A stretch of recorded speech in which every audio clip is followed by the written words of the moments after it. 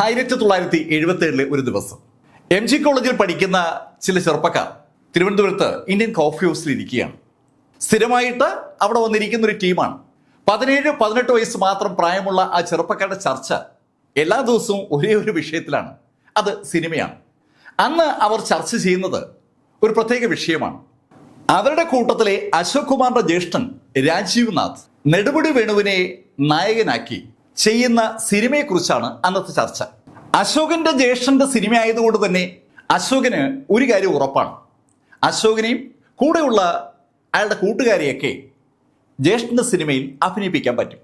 ആ ഒരു പ്രതീക്ഷയോടുകൂടി അശോകും കൂടെയുള്ള ചെറുപ്പക്കാരും സിനിമ ഷൂട്ടിംഗ് നടക്കുന്ന മാന്നാറിലെത്തി. ലൊക്കേഷനിലെത്തിയ അശോക് സുഹൃത്തുക്കളെയൊക്കെ ജ്യേഷ്ഠൻ രാജീവ്നാഥിന് പരിചയപ്പെടുത്തൽ കഴിഞ്ഞതും അശോക് ജ്യേഷ്ഠനോട് പറഞ്ഞു, ചേട്ടാ, ഇവർക്കൊക്കെ സിനിമയിൽ അഭിനയിക്കാൻ താല്പര്യമുണ്ട്. ഇവർക്ക് ഈ സിനിമയിൽ ഒരു റോൾ കൊടുക്കണം. അത് കേട്ടതും രാജീവ്നാഥ് അശോകിനെയും അശോകിന്റെ കൂട്ടുകാരെയും ഒന്ന് നോക്കിയിട്ട് അവരോടായി പറഞ്ഞു, ഏയ്, നിങ്ങളാരും സിനിമയിൽ അഭിനയിക്കാനുള്ള പരുവൊന്നും ആയിട്ടില്ല. നിങ്ങൾ സിനിമ കാണേണ്ട പ്രായമാണ്. ശരിക്കും മുഖമടച്ച് ഒരു അടി കിട്ടിയതുപോലെയാണ് അശോകിന് തോന്നിയത്. അശോകിന്റെ സ്വന്തം ജ്യേഷ്ഠന്റെ സിനിമയിൽ ഒരു ചാൻസ് വാങ്ങിച്ചു കൊടുക്കാൻ പറ്റുമെന്ന് കരുതിയാണ് അശോക് അയാളുടെ കൂട്ടുകാരെ അവിടെ കൊണ്ടുവന്നത്. തിരിച്ച് തിരുവനന്തപുരത്തേക്ക് മടങ്ങുമ്പോൾ അശോകിന് ഒരു വല്ലാത്ത വാശിയുണ്ടായി. ഒരു സിനിമ സ്വന്തമായി ചെയ്യണമെന്നുള്ളൊരു വാശിയാണ് അശോകനുണ്ടായത്. അശോകന്റെ ആ വാശി ആ ഗ്രൂപ്പിലെ എല്ലാ ആളുകളിലേക്കും പതുക്കെ അങ്ങ് പടരുകയാണ്. അങ്ങനെ ആ വാശി പടർന്നു വന്നതും എല്ലാവർക്കും ഒരൊറ്റ ലക്ഷ്യമായി, ഒരു സിനിമ നിർമ്മിക്കണം. സിനിമയുടെ നിർമ്മാണത്തെക്കുറിച്ചോ സിനിമയുടെ മറ്റ് സാങ്കേതിക വശങ്ങളെക്കുറിച്ചോ ആ ചെറുപ്പക്കാർക്ക് ഒന്നും അറിയില്ല എന്നതാണ് സത്യം. അവരെ ചെറുപ്പക്കാരെന്ന് വിളിക്കാമോ എന്നതുപോലും സംശയമാണ്. കാരണം അവരുടെ പ്രായം 17-18 വയസ്സാണ്. അശോകിൽ നിന്ന് തുടങ്ങിയ ആ ആശയം ആ ഗ്രൂപ്പിന്റെ മൊത്തം ആശയമായി മാറിയപ്പോൾ സിനിമ നിർമ്മിക്കാനുള്ള ഒരു തീരുമാനത്തിലേക്ക് അവരിങ്ങെത്തി. സിനിമ നിർമ്മിക്കണമെങ്കിൽ ആദ്യം സിനിമയ്ക്ക് ഒരു കഥ വേണമല്ലോ. അവർ കഥ ആലോചിച്ചു തുടങ്ങി. ഒരുപാട് കഥകളാണ് അവർ ചർച്ച ചെയ്തത്. ആ ചർച്ച ചിലപ്പോൾ നടക്കുന്നത് കോഫി ഹൗസിൽ വെച്ചായിരിക്കും, ചിലപ്പോൾ കോളേജ് വെച്ചായിരിക്കും, ചിലപ്പോൾ ബസ്സിൽ വെച്ചായിരിക്കും, ചിലപ്പോൾ അവർ ക്രിക്കറ്റ് കളിക്കുന്ന ക്രിക്കറ്റ് മൈതാനത്ത് വെച്ചായിരിക്കും. എവിടെ വെച്ചാണെങ്കിലും ചർച്ച ഒറ്റ വിഷയമാണ്, സിനിമയും സിനിമയുടെ കഥയുമാണ്. അവസാനം അവർ ഒരു കഥയിലേക്ക് എത്തി. ആ കഥ അശോകിന്റെ തന്നെയാണ്. ഒരു സൈക്കിക് സ്റ്റോറിയാണ് അശോകിന്റെ മനസ്സിൽ രൂപപ്പെട്ട കഥ. ആ കഥ ഡെവലപ്പ് ചെയ്തെടുത്തത് വെല്ലൂരിലെ ഡോക്ടർ മാത്യു വെല്ലൂരുമായി സംസാരിച്ചാണ്. ശരിക്കും സൈക്കാട്രിസ്റ്റുകളോട് ചർച്ച ചെയ്ത് അവരൊരു കഥ ഉണ്ടാക്കിയായിരുന്നു. ആ കഥ ഏതാണ്ട് പൂർത്തീകരിച്ചതും അശോകും അശോകന്റെ സുഹൃത്ത് ശശിയും ചേർന്ന് അതിനെ തിരക്കഥയാക്കി മാറ്റി. ഇപ്പോൾ അവരുടെ കയ്യിൽ ഒരു തിരക്കഥയുണ്ട്. ഇനി സിനിമയുടെ നിർമ്മാണത്തിലേക്ക് കടക്കണം. തിരക്കഥ പൂർത്തീകരിച്ചതും തിരുവനന്തപുരത്ത് ആറ്റുകാൽ ക്ഷേത്രത്തിന്റെ മുന്നിൽ വെച്ച് ആ സിനിമയുടെ പൂജയും നടത്തി. സിനിമയുടെ പൂജ നടക്കുന്ന സമയത്ത് പോലും സിനിമയുടെ നിർമ്മാതാവ് ആരെന്ന് തീരുമാനിച്ചിട്ടില്ല. സിനിമ നിർമ്മിക്കാൻ പറ്റിയ ആരും അവരുടെ കൂടെ ഇല്ല എന്നതാണ് സത്യം. പക്ഷേ ഈ പയ്യന്മാർ സിനിമ നിർമ്മിക്കുന്ന കഥ ബസ്സിലും കോളേജിലും ഒക്കെയുള്ള സുഹൃത്തുക്കൾ വഴി പതുക്കെ നാട്ടിൽ പരന്നു തുടങ്ങിയിരുന്നു. ആ വാർത്ത അറിഞ്ഞ് ഒരു ചെറുപ്പക്കാരൻ അവരെ കാണാനെത്തി. തിരുവനന്തപുരത്ത് തിരുവല്ലത്തിനടുത്ത് പാച്ചല്ലൂർ എന്ന സ്ഥലത്തു നിന്നുള്ള ഒരു ശശിയാണ് അവരെ കാണാനെത്തിയത്. അയാൾക്ക് ഒറ്റ ആഗ്രഹമുള്ളൂ, സിനിമയിൽ അഭിനയിക്കണം. സിനിമയിൽ അഭിനയിക്കാനുള്ള അവസരം കൊടുക്കണമെങ്കിൽ സിനിമ നിർമ്മിക്കാൻ അയാൾ കൂടി സഹായിക്കണമെന്ന് അശോക് അയാളോട് പറഞ്ഞപ്പോൾ അയാൾ സിനിമ നിർമ്മിക്കാമെന്ന് ഏറ്റു. അയാൾ സിനിമയ്ക്ക് ആവശ്യമായ പണം മുടക്കാമെന്ന് തീരുമാനിച്ചതും നിർമ്മാതാവിന്റെ കാര്യത്തിൽ ഒരു തീരുമാനമായി. ഇനി വേണ്ടത് സിനിമയിൽ അഭിനയിക്കാനുള്ള നടീനടന്മാരാണ്. പ്രധാന നടനായി ആ ടീം തീരുമാനിച്ചത് നെടുമുടി വേണുവിനെയാണ്. നെടുമുടി വേണുവിനോട് ആ കാര്യം പറയാനായി അവർ നെടുമുടി വേണുവിന്റെ വീട്ടിലെത്തി കാര്യം പറഞ്ഞപ്പോൾ നെടുമുടി വേണു കൊച്ചുകുട്ടികളുടെ സിനിമയിലൊന്നും അഭിനയിക്കാൻ തനിക്ക് തീരെ താല്പര്യമില്ല എന്ന് പറഞ്ഞ് അവരെങ്ങ് ഒഴിവാക്കിയായിരുന്നു. നിരാശരായ ആ ചെറുപ്പക്കാർ അന്ന് തിരുവനന്തപുരത്ത് താമസമുള്ള സിനിമാ താരം രവികുമാറിനെ പോയി കണ്ടു. 17-18 വയസ്സ് മാത്രം പ്രായമുള്ള കുറച്ച് ചെറുപ്പക്കാർ വന്ന് സിനിമയുടെ കഥ രവികുമാറിനോട് പറഞ്ഞപ്പോൾ രവികുമാറിന് എന്തോ അതിനകത്തൊരു താല്പര്യം തോന്നി. അദ്ദേഹം മറുത്തൊന്നും പറയാതെ സിനിമയിൽ അഭിനയിക്കാമെന്ന് സമ്മതിച്ചു. നർത്തകൻ ചന്ദ്രശേഖരന്റെ മകൾ രേണു ചന്ദ്രയെ നായികയായി തീരുമാനിച്ചു. സിനിമയുടെ നിർമ്മാണവുമായി രംഗത്തിറങ്ങിയിരിക്കുന്ന ആ കുട്ടികളുടെ കൂട്ടത്തിൽ അഭിനയിക്കാൻ താല്പര്യമുള്ള ഒരു ചെറുപ്പക്കാരുണ്ട്. അയാളുടെ പേര് മോഹൻലാൽ എന്നാണ്. അയാൾക്ക് ലേശം ബുദ്ധിമാന്ദ്യമുള്ള കുട്ടപ്പൻ എന്ന കഥാപാത്രത്തെ അഭിനയിക്കാനുള്ള അവസരമാണ് കിട്ടിയത്. സിനിമയുടെ പാട്ട് എഴുതാൻ അവർ കണ്ടെത്തിയത് ONV കുറുപ്പിനെയാണ്. ONV കുറുപ്പിനെ കണ്ട് 2 പാട്ടുകൾ എഴുതിപ്പിച്ചു. MG രാധാകൃഷ്ണന്റെ സംഗീതം, യേശുദാസും ജാനകിയും പാടി. ശരിക്കും പേരുകേട്ട ആളുകളെയൊക്കെയാണ് ആ കൊച്ചു പയ്യന്മാർ അവരുടെ സിനിമയുടെ ഭാഗമാക്കി മാറ്റിയിരിക്കുന്നത്. ചിത്രത്തിന്റെ ചിന്ത തുടങ്ങിയത് അശോകിൽ നിന്നായതുകൊണ്ട് സംവിധായകനും അശോക് തന്നെയാണ്. സംവിധായകനായി അശോകനെ തീരുമാനിച്ചതോടുകൂടി അടുത്ത തീരുമാനമെടുക്കേണ്ടത് എവിടെ വെച്ച് ഷൂട്ട് ചെയ്യുമെന്നാണ്. ഷൂട്ടിംഗ് ലൊക്കേഷനുകൾ വാടകയ്ക്ക് എടുക്കാനുള്ള പണമൊന്നും അവരുടെ കയ്യിലില്ല. അതുകൊണ്ട് തന്നെ ഷൂട്ടിംഗ് ലൊക്കേഷനായിട്ട് അവർ തീരുമാനിച്ചത് അവരവരുടെയൊക്കെ വീടുകൾ തന്നെയാണ്. ആദ്യത്തെ രംഗം ഷൂട്ട് ചെയ്യാനായി തിരഞ്ഞെടുത്തത് മുഴുവൻ മുകളിലുള്ള മോഹൻലാലിന്റെ വീടിന്റെ പരിസരമാണ്. മോഹൻലാലിന്റെ വീടിന് മുന്നിൽ ഷൂട്ടിങ്ങുമായി ബന്ധപ്പെട്ട ഒരു വലിയ വാഹനം വന്ന് നിൽക്കുന്ന കണ്ട മോഹൻലാലിന്റെ അമ്മ ശരിക്കും ഞെട്ടി തന്നെ പറയാം. അവർ അമ്പരപ്പോടെ പുറത്തേക്ക് നോക്കുമ്പോൾ ഒരുപാട് ആളുകളുണ്ട്. എന്താണ് സംഭവിക്കുന്നതെന്ന് അവർക്കൊരു പിടിയുമില്ല. പക്ഷെ ആ ദിവസം ആ വീടിന് മുന്നിൽ വെച്ച് അശോക് എന്ന സംവിധായകൻ അദ്ദേഹത്തിന്റെ സിനിമയുടെ ആദ്യത്തെ രംഗം ഷൂട്ട് ചെയ്തു. ആ സിനിമയിലെ ആദ്യത്തെ രംഗത്ത് അഭിനയിച്ചത് മോഹൻലാലാണ്. മോഹൻലാൽ സൈക്കിളിൽ വരുന്ന ഒരു രംഗമാണ് ഷൂട്ട് ചെയ്തത്. ആ രംഗം ഫിലിമിലേക്ക് പകർത്തിയത് പ്രസിദ്ധ ഛായാഗ്രഹകനായ എസ് കുമാറാണ്. പ്രിയദർശനും സുരേഷ് കുമാറും സനലും അശോക് കുമാറും മോഹൻലാലും ഒക്കെ ചേർന്ന ആ ടീം അതിവേഗം സിനിമ നിർമ്മിച്ചു വരുമ്പോഴാണ് നിർമ്മാതാവായ പാച്ചല്ലൂർ ശശി ഹൃദ്രോഗബാധയിൽ ആശുപത്രിയിൽ അഡ്മിറ്റ് ആകുന്നത്. സിനിമയുടെ നിർമ്മാതാവായ പാച്ചല്ലൂർ ശശിക്ക് ആശുപത്രിയിൽ ചികിത്സ കിട്ടാൻ സ്വാഭാവികമായും ഒത്തിരി പണം മുടക്കേണ്ടി വരും. അതേസമയത്ത് സിനിമയുടെ നിർമ്മാണം പൂർത്തീകരിക്കാനുള്ള പണം കണ്ടുപിടിക്കുകയും വേണം. ഇതിന് രണ്ടിനു വേണ്ടി ആ ചെറുപ്പക്കാർ സകല സ്ഥലത്തും ഒന്ന് അലഞ്ഞു തിരിഞ്ഞു എന്ന് പറയാം. അങ്ങനെയാണ് അവർ കൊല്ലത്ത് ജനറൽ പിക്ചേഴ്സിന്റെ ഉടമ രവി മുതലാളിയെ കാണാൻ വരുന്നത്. രവി മുതലാളിയെ കാണാൻ വേണ്ടി തിരുവനന്തപുരത്ത് നിന്ന് രാവിലെ തിരിക്കുന്ന അവർ രവി മുതലാളിയുടെ ഓഫീസിലെത്തും. അവിടെ അങ്ങനെ കാത്തിരിക്കും. രവി മുതലാളിയെ കണ്ട കാര്യമൊക്കെ പറഞ്ഞെങ്കിലും രവി മുതലാളിക്ക് അവരുടെ സിനിമ അങ്ങോട്ട് പിടിച്ചില്ല. രവി മുതലാളിയുടെ സിനിമാ സങ്കല്പങ്ങളുമായി ഒത്തുപോകുന്ന ഒരു സിനിമയല്ല ആ ചെറുപ്പക്കാർ നിർമ്മിക്കുന്നത്. അതാണ് അദ്ദേഹത്തിന് താല്പര്യം വരാത്തതിന് കാരണം. കുറെ ദിവസം തുടർച്ചയായി രവി മുതലാളിയെ ആ ടീം ചെന്ന് കണ്ടപ്പോൾ സങ്കടം തോന്നിയ രവി മുതലാളി കൊല്ലത്തുള്ള മറ്റൊരു വ്യക്തിയെ അവർക്ക് പരിചയപ്പെടുത്തി. കൊല്ലത്തെ തിരുവെങ്കടം മുതലാളിയാണ് രവി മുതലാളി അവർക്ക് പരിചയപ്പെടുത്തിയത്. തിരുവെങ്കടം മുതലാളിയെ കണ്ട കാര്യങ്ങളൊക്കെ പറഞ്ഞപ്പോൾ അദ്ദേഹം അവരോട് സിനിമയ്ക്ക് ഇനി എത്ര രൂപ കൂടി വേണ്ടി വരുമെന്ന് ചോദിച്ചതും അവരൊരു ബഡ്ജറ്റ് തയ്യാറാക്കി മുതലാളിയെ കാണിച്ചു. 35,000 രൂപയാണ് വേണ്ടത്. ആ ബഡ്ജറ്റ് വിശദമായി വായിച്ച മുതലാളി അവർക്ക് 5,000 രൂപ കൊടുത്തു. 5,000 എങ്കിൽ 5,000. ആ ധാരണയിൽ അവർ ആ പണവുമായി തിരുവനന്തപുരത്തെത്തി. തിരുവനന്തപുരത്ത് അവർ ഓടിയെത്തിയത് മറ്റൊന്നിനുമല്ല, പാച്ചല്ലൂർ ശശിയുടെ ഓപ്പറേഷൻ ഡേറ്റ് ആയിരിക്കുകയാണ്. അവരുടെ കയ്യിൽ കിട്ടിയ പണം അവർ ആശുപത്രിയിൽ അടച്ചു. ഓപ്പറേഷൻ ആവശ്യമായ പണം അടയ്ക്കാൻ അവർക്ക് പറ്റിയെങ്കിലും പാച്ചല്ലൂർ ശശിയെ രക്ഷിക്കാൻ അവർക്ക് പറ്റിയില്ല. പിറ്റേന്ന് പാച്ചല്ലൂർ ശശി മരിച്ചു. ഈ വിവരം കൊല്ലത്തുള്ള തിരുവെങ്കടം മുതലാളി അറിഞ്ഞു. അദ്ദേഹം വീണ്ടും അവർക്ക് ഒരു 5,000 രൂപ കൂടെ കൊടുത്തു. അങ്ങനെ പലരിൽ നിന്നായി പണം കടം വാങ്ങി അവസാനം ആ സിനിമ അവർ പൂർത്തീകരിച്ചു. സിനിമ പൂർത്തീകരിച്ചതും ആ സിനിമയുടെ കോപ്പിയുമായി അവർ നേരെ മദ്രാസിലേക്ക് വെച്ച് പിടിച്ചു. സിനിമയുടെ പോസ്റ്റ് പ്രൊഡക്ഷൻ ജോലികളൊക്കെ അവിടെയാണ് നടന്നത്. ആ പോസ്റ്റ് പ്രൊഡക്ഷൻ ജോലി മദ്രാസിൽ നടക്കുന്ന അതേ സമയത്ത് തന്നെ സിനിമയെക്കുറിച്ചുള്ള വിവരങ്ങൾ നാന മാസികയിലും പ്രിന്റ് ചെയ്ത് വന്നിട്ടുണ്ട്. 17-18 വയസ്സ് പ്രായമുള്ള ചെറുപ്പക്കാരുടെ കൂട്ടായ്മ ഒരു സിനിമ നിർമ്മിച്ചിരിക്കുന്നു എന്നുള്ളതാണ് നാനയിലെ പ്രധാന വാർത്ത. സ്വാഭാവികമായിട്ട് ആ വാർത്ത മറ്റു പത്രങ്ങളിലൊക്കെ വന്നിട്ടുണ്ട്. സിനിമ പൂർത്തീകരിക്കാറായപ്പോഴാണ് സെൻസറിങ്ങുമായി ബന്ധിപ്പിച്ച് മദ്രാസിൽ ചില വിഷയങ്ങൾ ഉണ്ടായത്. ഒരു പരുവത്തിൽ ആ വിഷയങ്ങളൊക്കെ സോൾവ് ചെയ്ത് ആ പ്രിന്റുമായി അവർ നാട്ടിലെത്തുമ്പോഴാണ് മറ്റൊരു വിഷയം അവരെ കാത്തിരിക്കുന്നത്. ബ്ലാക്ക് ആൻഡ് വൈറ്റ് സിനിമ കാണാൻ ആരും തിയേറ്ററിൽ വരില്ല എന്ന യാഥാർത്ഥ്യം നിലവിലിരിക്കുമ്പോഴാണ് പ്രിന്റുമായി അവർ നാട്ടിലെത്തിയത്. അവർ തിരുവെങ്കടം മുതലാളി കണ്ട് കാര്യം പറഞ്ഞു.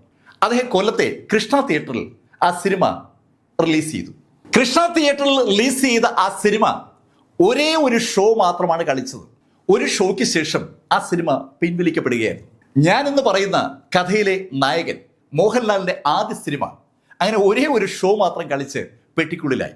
ആ സിനിമയുടെ നിർമ്മാണം ശരിക്കും ഒരു കൂട്ടായ്മയുടെ ഫലമായി സംഭവിച്ചതാണ്. കാലം ഒരുപാട് മുന്നോട്ട് പോയിരിക്കുകയാണ്. ഇപ്പോൾ പോലും ആലോചിച്ചാൽ അത്ഭുതം തോന്നുന്ന ഒരു റിസ്ക്കാണ് അന്ന് 77-ൽ അശോകും മോഹൻലാലും പ്രിയദർശനും സനലും സുരേഷും അടങ്ങിയ ആ ടീം എടുത്തിരിക്കുന്നത്. തികച്ചും അസംഭവ്യമെന്ന് വിശേഷിപ്പിക്കാൻ കഴിയുന്ന ഒരു സിനിമയാണ് അവർ അന്ന് നിർമ്മിച്ചത്. ആ സിനിമ വിജയിച്ചുവോ പരാജയപ്പെട്ടുവോ എന്നത് ഒരു ചോദ്യമേ അല്ല. 17-18 വയസ്സ് മാത്രം പ്രായമുള്ള ആ ചെറുപ്പക്കാർ ആ ശൈലിയിൽ ഒരു സിനിമ കൺസീവ് ചെയ്യുകയും അത് പൂർത്തീകരിക്കുകയും തിയേറ്ററിൽ റിലീസ് ചെയ്യുകയും ചെയ്തു എന്നുള്ളത് സമാനതകളില്ലാത്ത ഒരു അത്ഭുതം തന്നെയാണ്. ഈ സംഭവം മോഹൻലാലിനെയും പ്രിയദർശനെയും സനലിനെയും സുരേഷിനും ഒക്കെ കോളേജിലും പരിസരത്തും ശരിക്കും താരമൂല്യമുള്ള ആളുകളാക്കി മാറ്റി എന്നതാണ് സത്യം. അങ്ങനെ ഇരിക്കുമ്പോഴാണ് നവോദയ ഒരു പുതിയ സിനിമ നിർമ്മിക്കുന്ന വിവരം പത്രത്തിൽ വാർത്തയായി വരുന്നത്. അവർക്ക് പുതുമുഖങ്ങളെ ആവശ്യമുണ്ടെന്നുള്ള പരസ്യം കണ്ടിട്ടാണ് മോഹൻലാല് അദ്ദേഹത്തിന്റെ ബയോഡേറ്റ കൂട്ടുകാരുടെ സമ്മർദ്ദ ഫലമായി അവർക്ക് അയച്ചു കൊടുക്കുന്നത്. ഇന്റർവ്യൂ ഡേറ്റ് ആയപ്പോൾ മോഹൻലാലിനെ അവിടേക്ക് വിളിപ്പിച്ചു. സ്വാഭാവികമായും ഒരു സ്ക്രീൻ ടെസ്റ്റ് ഉണ്ട്. സ്ക്രീൻ ടെസ്റ്റിൽ അന്നത്തെ പ്രഗത്ഭരായ സംവിധായകർ അങ്ങനെ നിരന്നിരിക്കുകയാണ്. ആ സംവിധായകരൊക്കെ മോഹൻലാലിന്റെ പെർഫോമൻസ് കണ്ടുടൻ അവരുടെ അഭിപ്രായം രേഖപ്പെടുത്തി. ഇയാൾ പറ്റത്തില്ല. പക്ഷേ മോഹൻലാലിന്റെ പെർഫോമൻസ് കണ്ട ഫാസിലും നവോദയ അപ്പച്ചന്റെ മകൻ ജിജോയും 100-ൽ 95 മാർക്ക് വീതമാണ് മോഹൻലാലിന് കൊടുത്തത്. ഫാസിലിന്റെ മനസ്സിലുള്ള വില്ലന്റെ രൂപവുമായി ഭാവവുമായി ആ ചെറുപ്പക്കാരന് ഒരു ബന്ധമുണ്ടെന്നൊരു തോന്നൽ ഫാസിലിന് തോന്നിയത് കൊണ്ടാണ് ഫാസിൽ ആ ശൈലിയിൽ മാർക്ക് നൽകിയത്. ഫാസിലിന്റെ ആ തോന്നൽ യാഥാർത്ഥ്യമായിരുന്നു എന്ന് സിനിമ റിലീസ് ചെയ്തപ്പോൾ ആളുകൾ പരസ്പരം പറയുകയാണ്. മഞ്ഞൾ വിരിഞ്ഞ പൂക്കൾ എന്ന് പേരിട്ട ആ സിനിമയിൽ മോഹൻലാൽ ലഭിച്ചത് ഒരു വില്ലന്റെ റോളാണ്. അതുവരെ നമ്മൾ കാണുകയും കേൾക്കുകയും പരിചയപ്പെടുകയും ചെയ്ത വില്ലന്മാരിൽ നിന്ന് ഒരുപാട് വ്യത്യസ്തതകളുള്ള ഒരു സ്ത്രൈണ സ്വഭാവമുള്ള ആ വില്ലനെ കോളേജ് കുമാരന്മാർ മനസ്സിലേറ്റിയെന്ന് പറഞ്ഞാൽ അതിൽ ഒരു തെറ്റുമില്ല. പുതിയ വില്ലൻ കൊള്ളാം, ആ ഒരു ചിന്ത സിനിമയുമായി ബന്ധപ്പെട്ട പലർക്കും വന്നതുകൊണ്ട് സ്വാഭാവികമായും തുടർന്ന് അനവധി വില്ലൻ റോളുകൾ മോഹൻലാലിന് തുടർച്ചയായി ലഭിച്ചു തുടങ്ങി.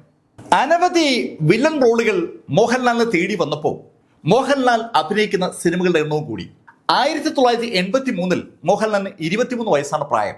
ആ വർഷം മോഹൻലാൽ അഭിനയിച്ച സിനിമകളുടെ എണ്ണം 25. ആ 25 സിനിമകളിൽ പകുതിയിലേറെയും മോഹൻലാലിന് വില്ലൻ റോളുകളാണ് നൽകിയതെങ്കിലും ബാക്കി സിനിമകൾ മോഹൻലാലിനെ പതുക്കെ സഹനടനിലേക്ക് കൊണ്ടുവരുന്ന സിനിമകളായിരുന്നു. എന്റെ മോഹങ്ങൾ പൂവണിഞ്ഞു, ആട്ടക്കലാശം, വിസ, ഇനിയെങ്കിലും തുടങ്ങിയ ഒത്തിരിയേറെ സിനിമകളാണ് ആ വർഷം ഇറങ്ങിയത്. ഈ സിനിമകളിലെ മോഹൻലാലിന്റെ അഭിനയം സ്വാഭാവികമായും അനവധി ആളുകളുടെ ശ്രദ്ധ പിടിച്ചുപറ്റി. മോഹൻലാൽ വില്ലനിൽ നിന്ന് സഹനടനിലേക്ക് കയറുന്ന ആ കാലഘട്ടത്തിൽ സമാന്തരമായി മലയാള സിനിമയിൽ ഒരു അതികായന്റെ രംഗപ്രവേശം സംഭവിച്ചിട്ടുണ്ടായിരുന്നു. രതീഷിനെ ഓവർടേക്ക് ചെയ്തുകൊണ്ട് മമ്മൂട്ടി സൂപ്പർ സ്റ്റാറായി മാറിയിരിക്കുന്ന കാലഘട്ടമാണ്. മമ്മൂട്ടി സിനിമകളിലെ സ്ഥിരം വില്ലനായ മോഹൻലാൽ പല സിനിമകളിലും മമ്മൂട്ടിയുടെ അഭിനയത്തോട് കിടപിടിക്കുന്ന ശൈലിയിൽ അഭിനയം കാഴ്ചവെക്കുന്നു എന്ന ശൈലിയിൽ പത്രങ്ങളിലും നാനാ മാസികയിലും ലേഖനങ്ങൾ വന്നു തുടങ്ങിയതോടുകൂടി മോഹൻലാലിന് അനുകൂലമായി ചിന്തിക്കുന്ന ഒരു കൂട്ടം ചെറുപ്പക്കാർ പതുക്കെ പതുക്കെ ഉണ്ടായി വരികയാണ്.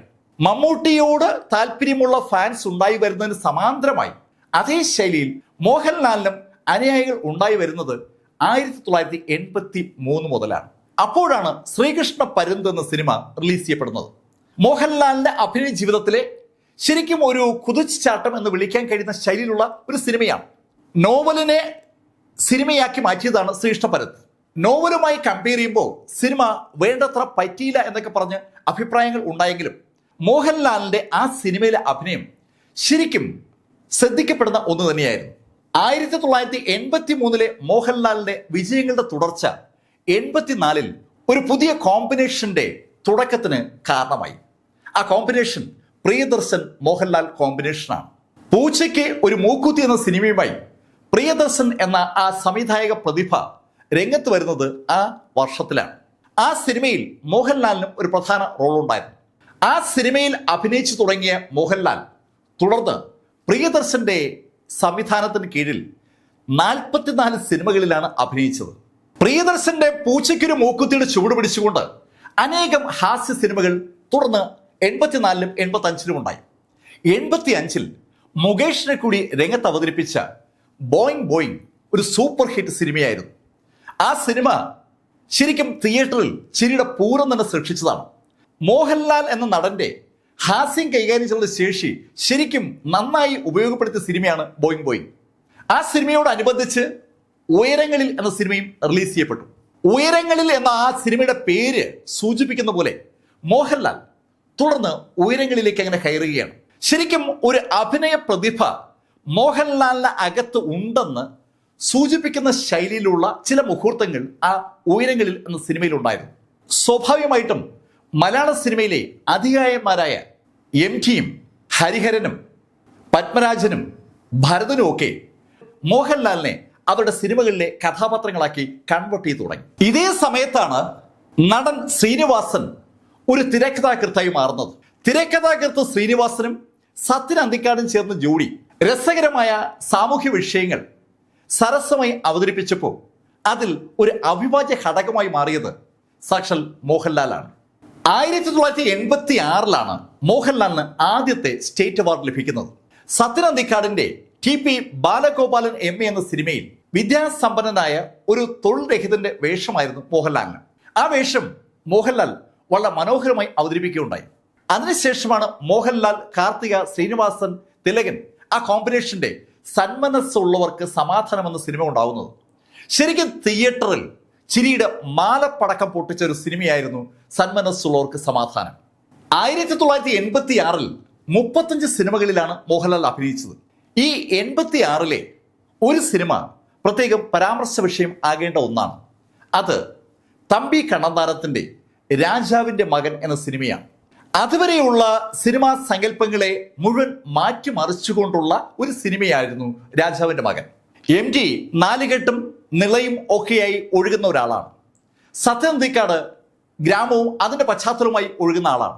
നമ്മൾ സ്ഥിരം കാണുന്ന ആ കാഴ്ചയിൽ നിന്ന് മാറി നഗരവും നഗരത്തിനുള്ളിലെ കഥയും ഒരു വിഷയമാക്കിക്കൊണ്ട് തമ്പി കണ്ണന്താനം ഒരു അധോലോക രാജാവിനെ രംഗത്ത് അവതരിപ്പിച്ചപ്പോൾ ആ സിനിമ ശരിക്കും യുവാക്കളുടെ ഒരു ഹരമായി മാറി.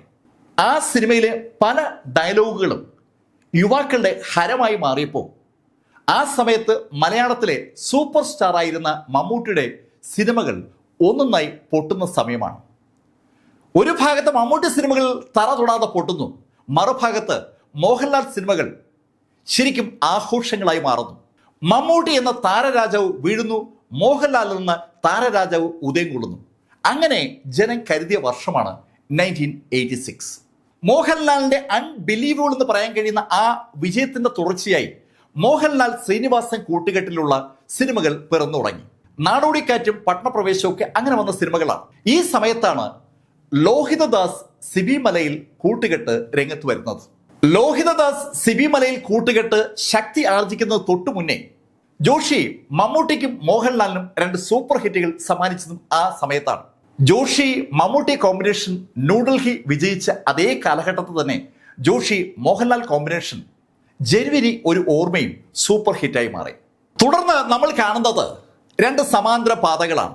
ഒരു ഭാഗത്ത് മമ്മൂട്ടി സിനിമകൾ, മറുഭാഗത്ത് മോഹൻലാൽ സിനിമകൾ. ഇതിനിടയിൽ സുരേഷ് ഗോപിയും മുകേഷും ജഗദീഷും ദിലീപും എന്നുകൊണ്ട് സകല ആളുകളും നായക നടന്മാരായി രംഗത്ത് വരുന്നുണ്ടായിരുന്നു. ഇവരൊന്നും തന്നെ ഈ 2 ആളുകളെയും ഒരു തരത്തിലും ബാധിച്ചില്ല എന്നതാണ് സത്യം. 2 പേരും സമാന്തരമായി അനവധി സൂപ്പർ ഹിറ്റ് സിനിമകളാണ് തുടർന്ന് മലയാളത്തിലും മറ്റു ഭാഷകളിലും സൃഷ്ടിച്ചത്. മോഹൻലാൽ ഇതിനിടയിൽ 325ഓളം സിനിമകളിലാണ് അഭിനയിച്ചത്. മുസ്ലിം കഥാപാത്രങ്ങൾ, ക്രിസ്ത്യൻ കഥാപാത്രങ്ങൾ, മറ്റ് കഥാപാത്രങ്ങളൊക്കെ മോഹൻലാലിന്റെ വരുമ്പോൾ അതിനെയൊക്കെ തമസ്കരിച്ചിട്ട് നായർ കഥാപാത്രങ്ങൾ അല്ലെങ്കിൽ മേനോൻ കഥാപാത്രങ്ങൾ അല്ലെങ്കിൽ സവർണ പേരുള്ള കഥാപാത്രങ്ങൾ അത് വരുമ്പോൾ അത് മാത്രം ഹൈലൈറ്റ് ചെയ്തുകൊണ്ട് മോഹൻലാൽ ഒരു സവർണ ഫാസിസ്റ്റ് ആണെന്ന് പറയുന്ന ഒരു പ്രവണത പൊതുവെ മലയാളത്തിലുണ്ട്. മോഹൻലാലിനെതിരെയുള്ള ക്യാമ്പയിൻ പല ശൈലിയിലും അങ്ങനെ വരാറുണ്ട്. ആ ക്യാമ്പയിൻ മോഹൻലാലിന്റെ സിനിമകൾ റിലീസ് ചെയ്യുന്ന ആ നിമിഷം മുതൽ നമുക്ക് കാണാൻ പറ്റും. സിനിമകൾക്കെതിരെയാണോ മോഹൻലാലിനെതിരെയാണോ അല്ലെങ്കിൽ മോഹൻലാലിന്റെ മനോഭാവത്തിനെതിരെയാണോ ക്യാമ്പയിൻ എന്ന് നമുക്ക് പറയാൻ കഴിയത്തില്ല. എന്തായാലും ഒരു നെഗറ്റീവ് ക്യാമ്പയിൻ മോഹൻലാൽ സിനിമകൾക്കെതിരെ ഉണ്ടാകാറുണ്ട്. മറ്റ് നടന്മാർക്കെതിരെയും ഇതുപോലെ ഉണ്ടാകാറുണ്ട്. ഈ അടുത്ത കാലത്തായി കണ്ടുവരുന്ന ഒരു പ്രവണതയാണ് മോഹൻലാലിന്റെ ഒടിയൻ സിനിമ റിലീസ് ചെയ്തപ്പോൾ ശരിക്കും ഒത്തിരിയേറെ നെഗറ്റീവ് കമന്റ്സ് ഉണ്ടായി. യഥാർത്ഥത്തിൽ ആ സിനിമ ഒരു നല്ല സിനിമയായിരുന്നു എന്ന് പിന്നീട് ആ സിനിമ കണ്ടിട്ടുള്ള ആളുകൾക്ക് അറിയാം. അടച്ച് ആക്ഷേപിച്ചതുപോലെ ആ സിനിമ അത്ര മോശമൊന്നും ആയിരുന്നില്ല. പക്ഷേ പിൽക്കാലത്ത് അനവധി സിനിമകൾ മോഹൻലാലിൻ്റെത് നമ്മൾ പ്രതീക്ഷിച്ച നിലവാരത്തിലേക്ക് എത്താതെ വന്നിട്ടുണ്ട്. അതിലൊന്ന് പ്രിയദർശൻ മോഹൻലാൽ കോമ്പിനേഷനിൽ വന്ന അറബിക്കടലിന്റെ സിംഹം എന്ന സിനിമയാണ്. കുഞ്ഞാലി മരക്കേറെ അവതരിപ്പിച്ചപ്പോൾ പ്രിയദർശൻ തിരക്കഥയിൽ വരുത്തിയ പാളിച്ചകൾ ആ സിനിമയുടെ ഗും കളഞ്ഞു എന്ന് തന്നെ പറയാം. കേരളം കണ്ട ഏറ്റവും ധീരനായ, ഏറ്റവും എനർജറ്റിക് ആയിട്ടുള്ള മനുഷ്യൻ ആരെന്ന് ചോദിച്ചാൽ അതിന്റെ ഉത്തരം കുഞ്ഞാലി മരക്കാർ എന്നാണ്. ഒരു മരക്കാരല്ല, 4 മരക്കാന്മാരാണ്. 100 വർഷത്തെ കഥ കുഞ്ഞാലി മരക്കരുമായി ബന്ധപ്പെട്ടുണ്ടായിരുന്നു. ആ കഥയെ അഭ്രപാളിയിലേക്ക് കൊണ്ടുവന്ന പ്രിയദർശൻ അതിനെ തികച്ചും ഒരു ചിത്രകഥ പോലെ ആക്കി മാറ്റി കുളം തോണ്ടി എന്ന് പറഞ്ഞാൽ മതി. പക്ഷെ അതിൻ്റെ ദോഷഫലം അനുഭവിക്കേണ്ടി വന്നത് മോഹൻലാൽ കൂടിയാണ്. അത് തന്നെയാണ് ലിജോ ജോസ് പല്ലിശ്ശേരിയുടെ വാലിബൻ സിനിമയുടെയും കഥ. ലിജോ ജോസ് പല്ലിശ്ശേരി ശരിക്കും അനുഗ്രഹീതനായ ഒരു സംവിധായകനാണെന്ന് നമുക്ക് എല്ലാവർക്കും അറിയാം. പക്ഷെ പല്ലിശ്ശേരിക്ക് ഒരു കുഴപ്പം നാടകവും സിനിമയും തിരിച്ചറിയാൻ പറ്റാതാകുന്നു എന്നുള്ളതാണ്. നാടകത്തിന് നമുക്ക് എല്ലാവർക്കും അറിയാവുന്ന ഒരു പാറ്റേൺ ഉണ്ട്. കഥാപാത്രങ്ങൾ സ്റ്റേജിലേക്ക് വന്ന് അഭിനയിക്കും. സിനിമയാണെങ്കിൽ കഥാപാത്രങ്ങൾക്കൊപ്പം സഞ്ചരിക്കും. പല്ലിശ്ശേരി സിനിമ നിർമ്മിക്കുമ്പോഴും ക്യാമറ അങ്ങ് ഓണാക്കി വെക്കും. ആ ക്യാമറയെ തുറന്നു വെച്ചിരിക്കുന്ന ഭാഗത്തേക്ക് കഥാപാത്രങ്ങൾ വന്ന് അഭിനയിച്ചു പോകുന്ന ഒരു ശൈലിയാണ് പല്ലിശ്ശേരി ഇപ്പോൾ അനുവർത്തിക്കുന്നത്. സ്വാഭാവികമായിട്ടും ആ സിനിമയ്ക്ക് അതിൻ്റെതായ ബലഹീനതകൾ ഉണ്ടാവും. സിനിമയെ നാടകമാക്കി മാറ്റാൻ പല്ലിശ്ശേരി ശ്രമിക്കുമ്പോൾ നടനെന്ന നിലയിൽ മോഹൻലാൽ അവിടെ പരാജയപ്പെടുകയാണ് എന്നുള്ളതാണ് സത്യം. അത് തിരിച്ചറിയാൻ കഴിയാതെ പോകുന്നിടത്താണ് മോഹൻലാലിന്റെ പ്രശ്നം ഇരിക്കുന്നത്. മോഹൻലാൽ എന്ന നടനെ ഏതായാലും മനോഹരമായി വിഷ്വലൈസ് ചെയ്യാൻ കഴിയുന്ന ഒരാള് പൃഥ്വിരാജാണ്. പൃഥ്വിരാജ് മോഹൻലാൽ അവതരിപ്പിക്കുമ്പോൾ ശരിക്കും മോഹൻലാലിനൊപ്പം സഞ്ചരിക്കുന്ന ഒരു അനുവാചകനെ നമുക്ക് കാണാം. മോഹൻലാൽ എന്ന നടനെ പണ്ട് 86-ൽ തമ്പി കണ്ണന്താനം എങ്ങനെയാണോ വിഷ്വലൈസ് ചെയ്തത് അതേ ശൈലിയിൽ വിഷ്വലൈസ് ചെയ്യുന്ന ഒരാളാണ് പൃഥ്വിരാജ്. പൃഥ്വിരാജിൽ ഒരു അടിപൊളി സംവിധായകനുണ്ട്. സിനിമ നമ്മുടെ മനസ്സിലേക്ക് കയറി വരുന്ന ഒരു സംഭവമാക്കി മാറ്റാൻ പൃഥ്വിരാജിന് എളുപ്പം പറ്റും.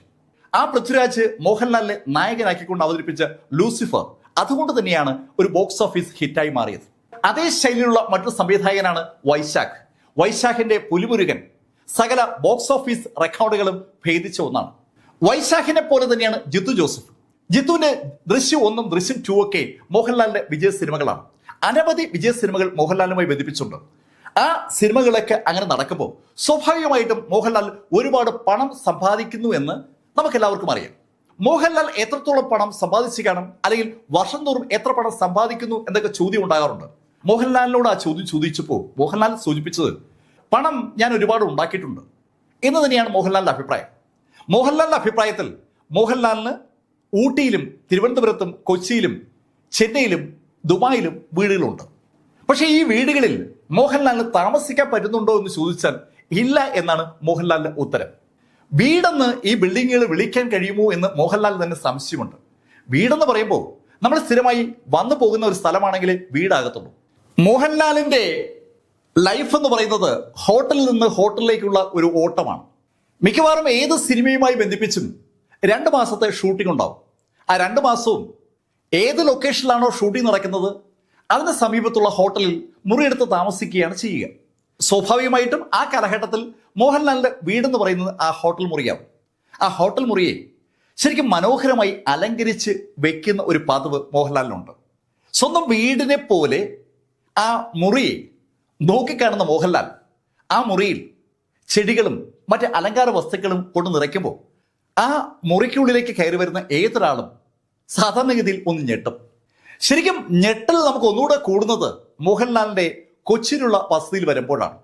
ആ വസതി അക്ഷരാർത്ഥത്തിൽ ഒരു മ്യൂസിയം ആണെന്ന് പറയാം. 2ാമത്തെ നിലയിലേക്ക് കയറുമ്പോൾ നമ്മൾ കാണുന്നത് നമ്പൂതിരി വരച്ച ഒരു കൂറ്റൻ ഗന്ധർവന്റെ ചിത്രമാണ്. ആ ചിത്രത്തിലേക്ക് നോക്കുന്ന അതേ നിമിഷത്തിൽ തന്നെ നമുക്ക് ആ ചിത്രത്തിന്റെ പ്രതിബിംബം ഇടതുവശത്തെ കണ്ണാടി കാണാൻ പറ്റും. ശരിക്കും മനോഹരമായിട്ടാണ് ആ 2ാമത്തെ നില അണിയിച്ചൊരുക്കിയിരിക്കുന്നത്.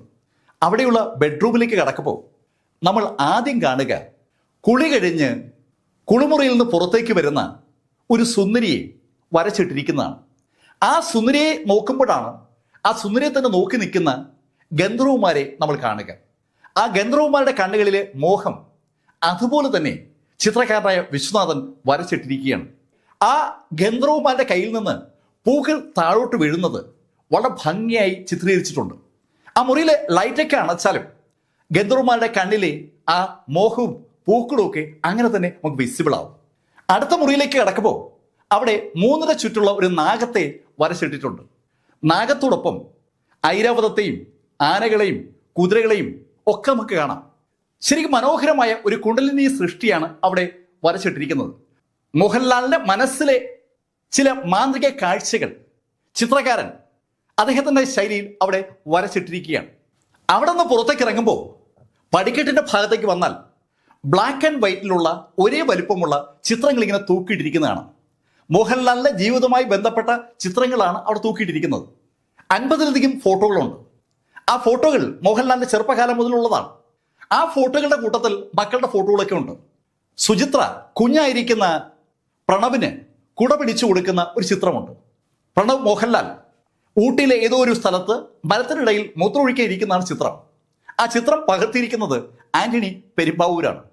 ആ 50 ചിത്രങ്ങളിൽ തനിക്ക് ഏറെ ഇഷ്ടപ്പെട്ടത് ഏതെന്ന് ഒരു ഇന്റർവ്യൂവിൽ ഒരാൾ മോഹൻലാലിനോട് ചോദിച്ചപ്പോൾ മോഹൻലാൽ ചൂണ്ടിക്കാണിച്ചത് ആ ചിത്രത്തെയാണ്. മോഹൻലാലിന്റെ വീട്ടിൽ ബംഗാളിൽ നിന്നും റഷ്യയിൽ നിന്നും കൊണ്ടുവന്ന ഒത്തിരിയേറെ പൂച്ചകളുണ്ട്. ശരിക്കും മോഹൻലാലിന്റെ വീട് മ്യൂസിയം ആണോ സൂ ആണോ എന്ന് നമുക്ക് സംശയം തോന്നുന്നത് അവിടെ മുതലാണ്. പൂച്ചകളും മത്സ്യവും എന്ന് വേണ്ട വിവിധ തരത്തിലുള്ള ജീവികളുടെ വൻ ശേഖരമാണ് മോഹൻലാലിന് ആ വീട്ടിലുള്ളത്. ഇവയൊക്കെ വളരെ നന്നായി പരിപാലിക്കുന്ന ഒരു മനസ്സ് മോഹൻലാലിനുണ്ട്. വളരെ മനോഹരമായ ഛായാചിത്രങ്ങൾ ഒരുപാട് ആ വീട്ടിലുണ്ട്. അതുപോലെ തന്നെയാണ് ലോകത്തെമ്പാടുമുള്ള കരകൗശല വസ്തുക്കളുടെ ശേഖരം.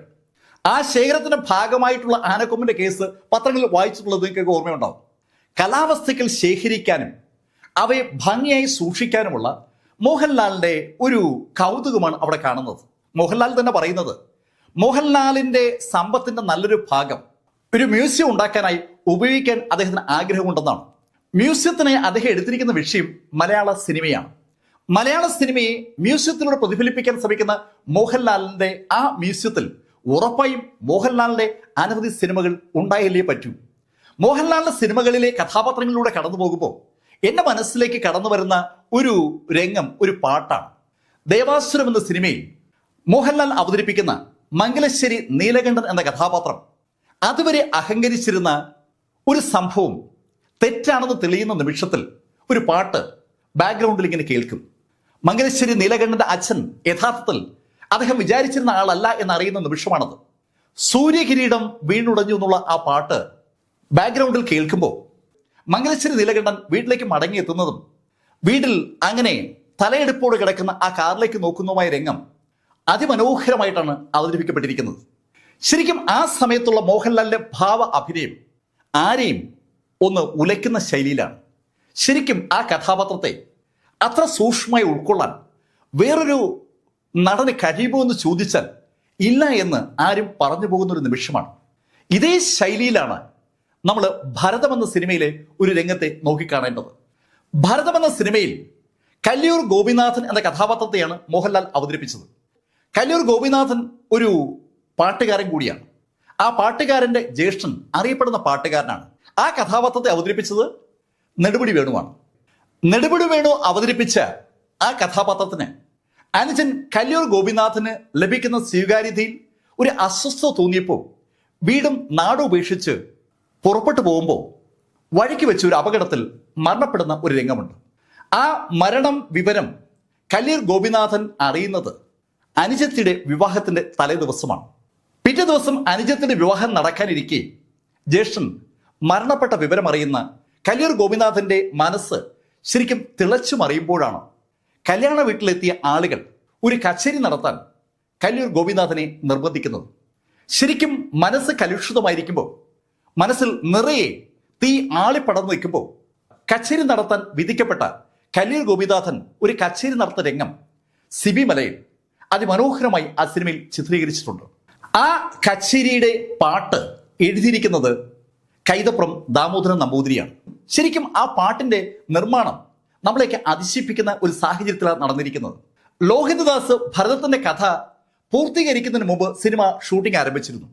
എന്ന് പറഞ്ഞാൽ സിനിമ ഷൂട്ട് ചെയ്യുന്നതിനൊപ്പം കഥയെഴുത്തും പുരോഗമിക്കുകയാണെന്നാണ്. കഥയെഴുത്ത് പുരോഗമിക്കുമ്പോഴാണ് കഥാ സന്ദർഭം ലോഹിതദാസിന്റെ മനസ്സിലേക്ക് വരിക. ആ കഥാസന്ദർഭം മനസ്സിലേക്ക് വരുമ്പോഴാണ് അവിടെ പാട്ട് വേണമോ വേണ്ടിയോ എന്ന് തീരുമാനിക്കുക.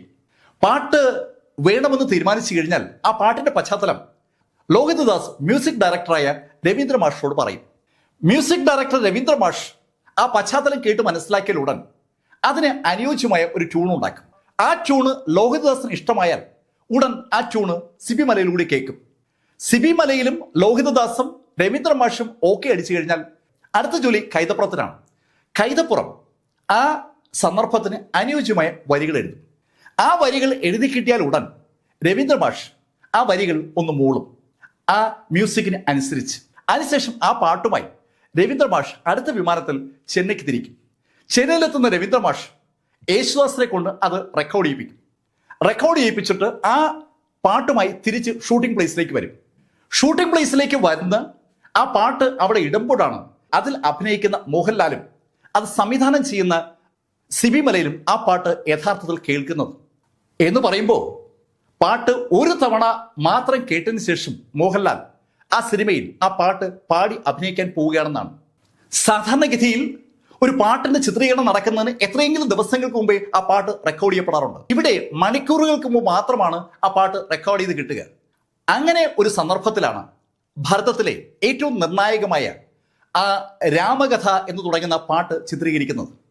ആ പാട്ടിന്റെ ചിത്രീകരണ സമയത്ത് കല്ലിയൂർ ഗോപിനാഥന്റെ മനസ്സ് അതുപോലെ കാണികളിലേക്ക് എത്തിക്കാൻ വേണ്ടി നിളാനദിയുടെ തീരത്ത് തിരുനാവായി മണപ്പുറത്ത് ഒരു തീക്കുണ്ടം സിബി മലയിൽ സൃഷ്ടിച്ചെടുത്തു. ആ തീക്കുണ്ടത്തിന് നടുക്ക് ഒരു പീഠമിട്ട് അതിനകത്ത് മോഹൻലാൽ ഇരുത്തിയിരിക്കുകയാണ്. മോഹൻലാൽ ആ പീഠത്തിൽ ഇരുന്നാണ് പാട്ട് പാടുന്നത്. ശരിക്കും യേശുദാസ് ഹൃദയം കൊണ്ട് പാടിയിരിക്കുന്ന ഒരു പാട്ടാണ്. സ്വരരാഗങ്ങളുടെ അനുസ്യൂതമായ ഒരു പ്രവാഹമാണ് ആ പാട്ടെന്ന് പറയുന്നത്. ആ പാട്ട് മോഹൻലാൽ പീഠത്തിൽ നിന്ന് പാടുമ്പോൾ മോഹൻലാലിന് ചുറ്റും തീ കത്തിച്ചിരിക്കുകയാണ്. ഈ ചിത്രീകരണം നടക്കുന്നത് രാത്രിയിലാണ്. 4 ഷോട്ടുകളായിട്ടാണ് ആ പാട്ട് ചിത്രീകരണം പൂർത്തീകരിക്കേണ്ടത്. ചിത്രീകരണം തുടങ്ങി അല്പം കഴിഞ്ഞതും കാറ്റടിച്ച് തീ ആളിപ്പടരാൻ തുടങ്ങി. ശരിക്കും പാട്ടിൽ ലയിച്ചിരിക്കുന്ന മോഹൻലാലിന്റെ സമീപത്തേക്ക് ചുറ്റുമിട്ടിരിക്കുന്ന തീ ആളിപ്പടരുന്നത് വല്ലാത്തൊരു അമ്പരപ്പോടെയും ഭയത്തോടെയുമാണ് യൂണിറ്റ് അംഗങ്ങൾ നോക്കിക്കാണുന്നത്. ആ പാട്ട് തീർന്നതും യൂണിറ്റ് അംഗങ്ങൾ അതിവേഗം വെള്ളമൊഴിച്ച് തീ അണച്ച് മോഹൻലാലിന്റെ അടുത്തേക്ക് ഓടിയെത്തുമ്പോൾ അവർ കാണുന്നത് വിയർത്ത് കുളിച്ചു നിൽക്കുന്ന മോഹൻലാലിനെയാണ്. വിയർത്ത് കുളിച്ചിരിക്കുന്ന മോഹൻലാലിന്റെ ശരീരത്തിലെ രോമങ്ങളൊക്കെ തീയടിച്ച് കരിഞ്ഞു പോയിരിക്കുകയാണ്. ഒരു റോള് വിജയിപ്പിക്കാൻ വേണ്ടി ഏത് അളവ് വരെയും പോകാനുള്ള മോഹൻലാലിന്റെ മാനസികാവസ്ഥയെ സൂചിപ്പിക്കുന്ന ഒരു രംഗമാണത്. ഇതുപോലെ എത്രയെത്ര സന്ദർഭങ്ങൾ. കഥാപാത്രമായി മോഹൻലാൽ മാറുമ്പോൾ നമുക്കൊരു സംശയം തോന്നും. മോഹൻലാലിന് ആ കഥാപാത്രത്തിന്റെ പശ്ചാത്തലം സൂചിപ്പിക്കുന്ന ശൈലിയിലുള്ള അറിവ് ഉണ്ടോ എന്നാണ് നമ്മളെ അത്ഭുതപ്പെടുന്ന ചോദ്യം.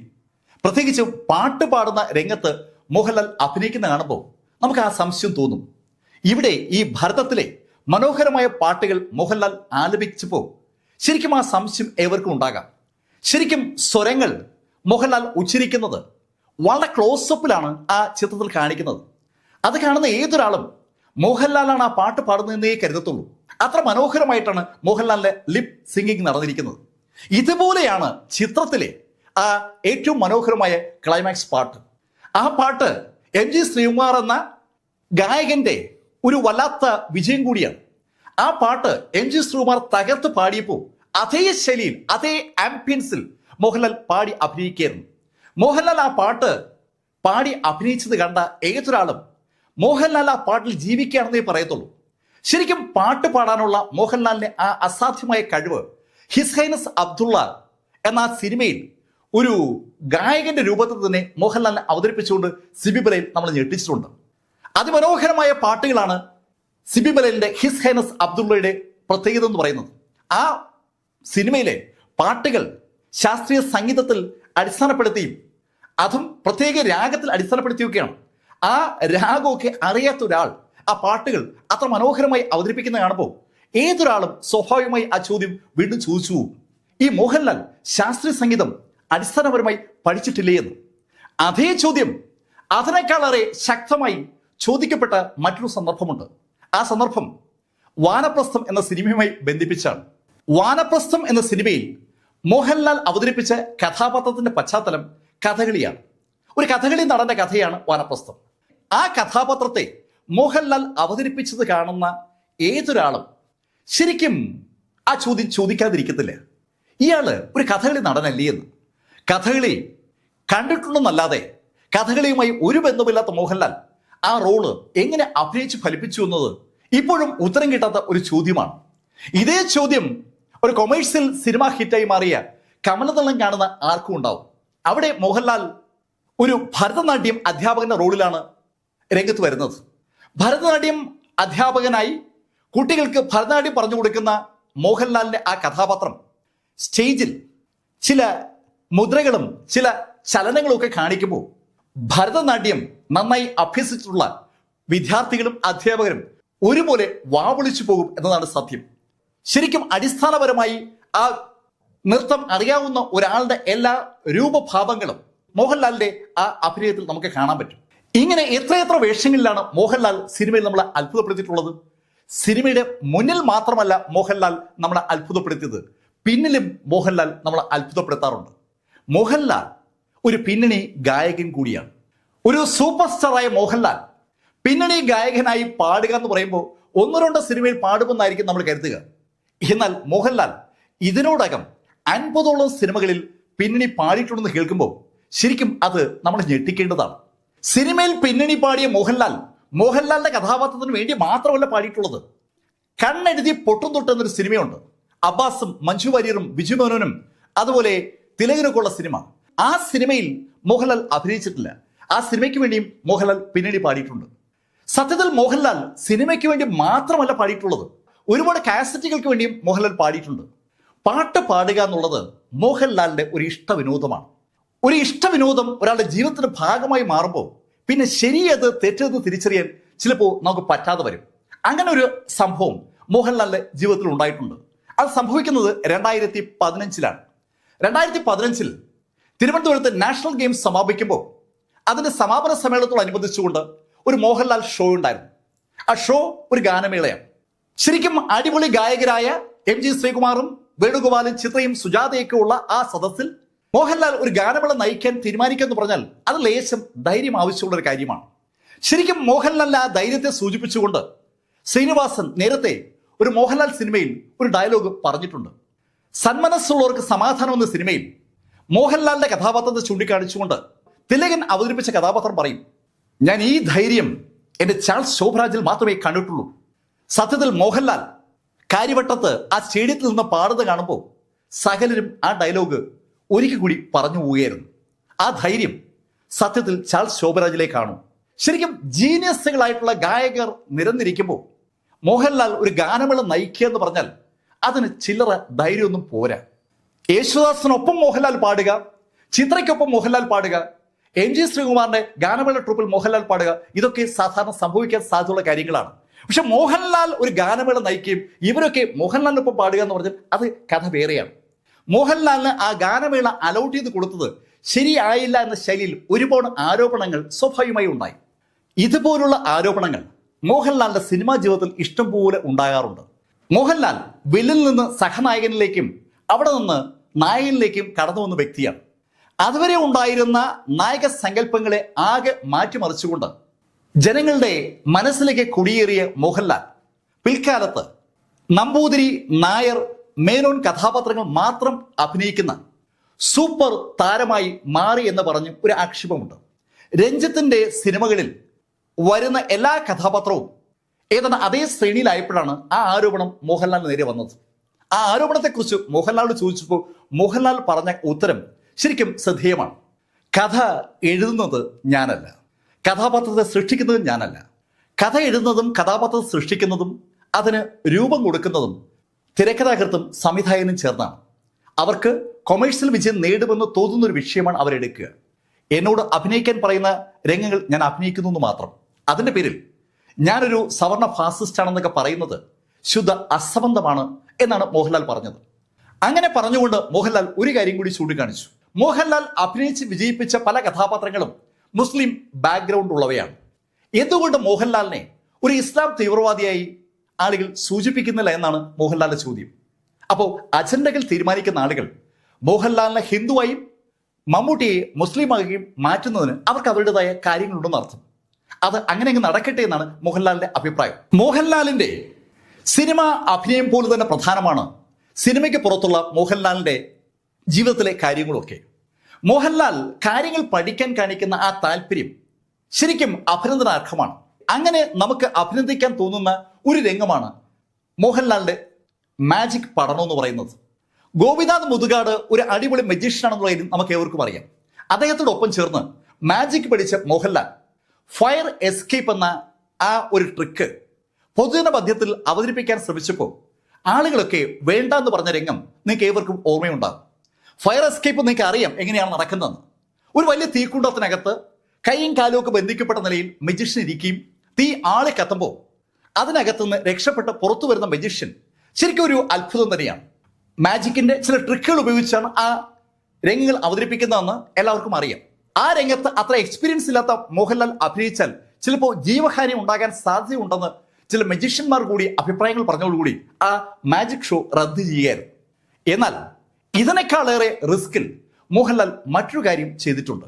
അത് സംഭവിക്കുന്നത് 2001 2001 ഒരു ഒഫീഷ്യൽ ആവശ്യവുമായി ബന്ധിപ്പിച്ച് ഞാൻ ദില്ലിയിലുണ്ട്. ഞാൻ താമസിച്ചത് അശോക് യാത്രി നിവാസിലാണ്. അശോക് യാത്രി നിവാസിൽ താമസിച്ചിരുന്ന ഞാൻ വൈകുന്നേരം ഭക്ഷണം കഴിക്കാൻ വേണ്ടി താഴെയുള്ള കോക്കനട്ട് ഗ്രൂവിലെത്തി. അവിടെ ഒരു കേരളീയ റെസ്റ്റോറൻ്റ് ഉണ്ട്. ഞാൻ അശോക് യാത്രി നിവാസിൽ താമസിക്കുമ്പോഴൊക്കെ ഭക്ഷണം കഴിക്കുന്നത് ആ കോക്കനട്ട് ഗ്രൂവിൽ നിന്നാണ്. ഞാൻ അവിടെ ഭക്ഷണം കഴിക്കാനായി ആ റെസ്റ്റോറൻറ്റിനകത്തേക്ക് വരുമ്പോൾ ആ റെസ്റ്റോറൻറ്റിൽ ആളുകൾ ഇല്ല എന്ന് തന്നെ പറയാം. ആരുമില്ല എന്ന് പറയാൻ പറ്റില്ല. ആ റെസ്റ്റോറൻറ്റിൽ ഒരു മേശയുടെ അപ്പുറവും ഇപ്പുറവുമായി 2 വ്യക്തികൾ ഇരിപ്പുണ്ട്. ഒന്ന് സംവിധായകൻ രാജീവ് നാഥ്, അദ്ദേഹത്തിന് നേരെ എതിരെ ഇരിക്കുന്നത് നടൻ മോഹൻലാൽ. ഞാൻ അവരെ കണ്ടു നോക്കിയിട്ട് അടുത്തുള്ള ഒരു മേശയുടെ അടുത്ത് വന്നിരുന്നു. ഞാൻ ഇരിക്കുന്നത് മോഹൻലാലിൻ്റെ നേരെയാണ്. ഞാൻ അവിടെ ഇരുന്നതും ഒരു വെയിറ്റർ വെള്ളം കൊണ്ട് എൻ്റെ മേശപ്പുറത്ത് വെച്ചു. ഞാൻ ആ വെള്ളം എടുത്ത് പൊട്ടിച്ച് അല്പം കുടിച്ചുകൊണ്ടിരിക്കുകയാണ്. ഞാൻ ആ വെള്ളം കുടിക്കുമ്പോൾ മോഹൻലാലിന്റെ ഭാഗത്തേക്ക് നോക്കി. മോഹൻലാലിന്റെ എതിരെ ഇരിക്കുന്ന രാജീവ് നാഥ് മോഹൻലാലിനോട് എന്തൊക്കെയോ സംസാരിച്ചുകൊണ്ടിരിക്കുമ്പോഴാണ് മോഹൻലാൽ എന്നെ ഇങ്ങനെ നോക്കിയിരിക്കുന്നത്. ഏകദേശം ഒരു 4 മിനിറ്റ് ആയിട്ടും വെയിറ്റർ മെനു കൊണ്ടുവരാതെ വന്നപ്പോൾ ഞാൻ വെയിറ്ററെ എൻ്റെ അടുത്തേക്ക് വിളിപ്പിച്ചു. വെയിറ്ററോട് മെനു ചോദിച്ചപ്പോഴാണ് വെയിറ്റർ കാര്യം പറയുന്നത്. ആ ദിവസം ആ റെസ്റ്റോറൻറ്റ് പൂർണ്ണമായും മോഹൻലാൽ ബുക്ക് ചെയ്തിരിക്കുകയാണ്. ആ വെയിറ്റർ എഴുതിയത് മോഹൻലാലിന് പരിചയമുള്ള ആരോ ആണ് ഞാനെന്നാണ്. അതുകൊണ്ടാണ് എന്നോട് ഇത് പറയാതിരുന്നത്. ഞാൻ വെയിറ്ററോട് മോഹൻലാലുമായി എനിക്ക് ബന്ധമില്ല എന്ന് പറഞ്ഞിട്ട് ഞാൻ പുറത്തേക്ക് ഇറങ്ങുമ്പോൾ മോഹൻലാലിന്റെ കണ്ണുകളിലും മുഖത്തൊക്കെ ഒരു അതിശയം തെളിഞ്ഞു വരുന്നത് എനിക്ക് കാണാം. ശരിക്കും മോഹൻലാൽ മലയാളത്തിൽ എല്ലാവരും അറിയുന്ന നടനാണ്. സ്വാഭാവികമായിട്ടും അവിടെ വന്നിരുന്നിട്ട് മോഹൻലാലിനെ മൈൻഡ് ചെയ്യാത്ത ആളെ മലയാളി അല്ലാതായിട്ടേ മോഹൻലാൽ കാണാൻ പറ്റും. പക്ഷെ ഞാൻ ആ വെയിറ്ററോട് മലയാളത്തിൽ സംസാരിക്കുന്ന കണ്ടപ്പോഴാണ് മോഹൻലാൽ ശരിക്കും ഞെട്ടിയെന്ന് പറയാം. മലയാളിയായ ഒരാൾക്ക് മോഹൻലാലിനെ അറിയാത്ത ഒരു സാഹചര്യം ഉണ്ടാകൂ എന്നതായിരിക്കും മോഹൻലാലിന്റെ മുഖത്തുണ്ടായ ആ അമ്പരപ്പിന്റെ കാരണം. എന്തായാലും ആ അമ്പരപ്പ് മോഹൻലാലിനുണ്ടായ ആ ദിവസം മോഹൻലാലുമായി ബന്ധിപ്പിച്ച ആളുകൾക്ക് ഒരു വിരുന്ന് കൊടുക്കാനാണ് അവിടെ ബുക്ക് ചെയ്തത്. കർണഭാരം എന്ന നാടകവുമായി ബന്ധപ്പെട്ട സാങ്കേതിക പ്രവർത്തകർക്കുള്ള ഒരു വിരുന്നാണ് അന്ന് അവിടെ അറേഞ്ച് ചെയ്തിരുന്നത്. കർണഭാരം എന്ന നാടകം ശരിക്കും മോഹൻലാൽ എന്ന നടന്റെ അസാധ്യ ശേഷിയെ വിളിച്ചു പറയുന്ന ഒന്ന് തന്നെയാണ്. സിനിമ അനവധി ടേക്കുകളുടെ ഫലമായി ഉണ്ടാകുന്നതാണ്. സ്വാഭാവികമായിട്ടും നമുക്ക് തെറ്റുപറ്റുമ്പോൾ തിരുത്താൻ പറ്റും. സ്റ്റേജിൽ നമ്മൾ എന്ത് ചെയ്താലും കാണികൾ കാണും. 2 മണിക്കൂർ നീളമുള്ള ആ സംസ്കൃത നാടകത്തിൽ എല്ലാ ഡയലോഗ്സും സംസ്കൃതത്തിലാണ് പറയേണ്ടത്. ശരിക്കും സംസ്കൃതത്തിന്റെ ABCD പോലും അറിഞ്ഞുകൂടാത്ത മോഹൻലാൽ 2 മണിക്കൂർ നേരം സംസ്കൃത ഡയലോഗ്സ് പറഞ്ഞ് ആ നാടകം അവിടെ കളിച്ച് വിജയിപ്പിച്ചു എന്നുള്ളത് വളരെ അതിശയത്തോടു കൂടി മാത്രമേ നമുക്ക് ഓർക്കാൻ പറ്റൂ. കർണഭാരതത്തിലെ സംസ്കൃതത്തിന്റെ കാര്യം പറയുമ്പോൾ തന്നെയാണ് വാനപ്രസ്ഥത്തിലെ ആ കഥകളി നടന്റെ കാര്യവും അതുപോലെ കമലതളത്തിലെ ആ ഭരതനാട്യം നടന്റെ കാര്യവും ഭാരതത്തിലെയും ഹിസ് ഹൈനസ് അബ്ദുള്ളയിലെയും പാട്ടുകാരുടെ കാര്യവും ഒക്കെ. വെറൈറ്റി ഓഫ് റോൾസ് ആണ് മോഹൻലാൽ കൈകാര്യം ചെയ്യുന്നത്. അങ്ങനെ വെറൈറ്റി ഓഫ് റോളുകൾ മോഹൻലാൽ കൈകാര്യം ചെയ്യുന്ന കണ്ടപ്പോഴാണ് മോഹൻലാലിന്റെ സിനിമകൾ കണ്ട് മോഹൻലാലിനോട് ആരാധന തോന്നിയ ഒരു കൂട്ടം ചെറുപ്പക്കാർ ഒരു വെബ്സൈറ്റ് ഡിസൈൻ ചെയ്യുന്നത്. ആ വെബ്സൈറ്റിന് ഡിസൈനിങ്ങുമായി ബന്ധപ്പെട്ടുകൊണ്ട് അവർ മോഹൻലാലിനെ കാണാൻ ചെന്നു. ആ വെബ്സൈറ്റിന് മോഹൻലാൽ ദ കംപ്ലീറ്റ് ആക്ടർ എന്ന് പേരിടാൻ മോഹൻലാലിന് അനുവാദം വാങ്ങാനാണ് അവർ ചെന്നത്. മോഹൻലാലിന് അവർ പറഞ്ഞ കാര്യങ്ങൾ കേട്ടപ്പോൾ ആ പേരിനോട് വലിയ താല്പര്യം തോന്നിയില്ല. മോഹൻലാൽ അവരോട് പറഞ്ഞു, ഹേ, നിങ്ങൾ പറയും പോലെ ഞാൻ കംപ്ലീറ്റ് ആക്ടർ ഒന്നുമല്ല. കംപ്ലീറ്റ് ആക്ടർ എന്ന് നമുക്ക് വിളിക്കാൻ കഴിയുന്നത് ജഗദീഷ് ശ്രീകുമാറിനെയാണ്. അദ്ദേഹത്തിന്റെ പേരിനോടാണെങ്കിൽ നമുക്ക് ആ പേര് ചേർക്കാൻ പറ്റും. മോഹൻലാൽ അങ്ങനെ പറഞ്ഞൊഴിഞ്ഞെങ്കിലും ആ ചെറുപ്പക്കാർ വിടാതെ പിടികൂടിയപ്പോൾ മോഹൻലാൽ അവസാനം സമ്മതിച്ചു. വെബ്സൈറ്റൊക്കെ പൂർത്തീകരിച്ചു. അതിന്റെ ലോഞ്ചിങ് സമയത്ത് അനവധി ആളുകൾ കണ്ടുകൊണ്ട് നിൽക്കേ മോഹൻലാൽ വീണ്ടും ആ ഡയലോഗ് പറഞ്ഞു. ഈ ചെറുപ്പക്കാരുടെ ആവശ്യപ്രകാരമാണ് ഈ ഒരു പേര് ഞാൻ അംഗീകരിച്ചത്. സത്യത്തിൽ കംപ്ലീറ്റ് ആക്ടർ എന്ന് പറയാൻ നമുക്കിപ്പോൾ ഒരാളേ ഉള്ളൂ, അത് ജഗദീഷ് ശ്രീകുമാറാണ്. മോഹൻലാലിന് അന്നും ഇന്നും ഒരേ അഭിപ്രായമാണ്. തന്നേക്കാൾ നല്ല അഭിനേതാവാണ് ജഗദീഷ് ശ്രീകുമാർ എന്നാണ് മോഹൻലാലിന്റെ അഭിപ്രായം. ജഗതി അഭിനയിച്ച് ഫലിപ്പിച്ച പല റോളുകളും തന്നെ കൊണ്ട് ചെയ്യാൻ കഴിയില്ല എന്ന് തുറന്നു പറയാനുള്ള ഒരു മനസ്സ് മോഹൻലാലിന് ഉണ്ടെന്നുള്ളതാണ് അതിന്റെ പ്രത്യേകത. മോഹൻലാലിന്റെ പ്രത്യേകതകളെ കുറിച്ച് പറയുമ്പോൾ മോഹൻലാലിന്റെ യാത്രകളെ കുറിച്ച് പറയാതെ പോകുന്നത് ശരിയല്ല. മോഹൻലാൽ ശരിക്കും റിസ്ക് എടുത്ത് യാത്ര ചെയ്യാൻ ആഗ്രഹിക്കുന്ന ആളാണ്. മോഹൻലാലിന്റെ സുഹൃത്തും കൂടി മൂകാംബിയിലും അവിടെ നിന്ന് കുടജാദ്രിയിലേക്കും പോയ യാത്ര വളരെ സരസമായി ആ സുഹൃത്ത് പത്രത്തിൽ വിവരിച്ചിട്ടുണ്ട്.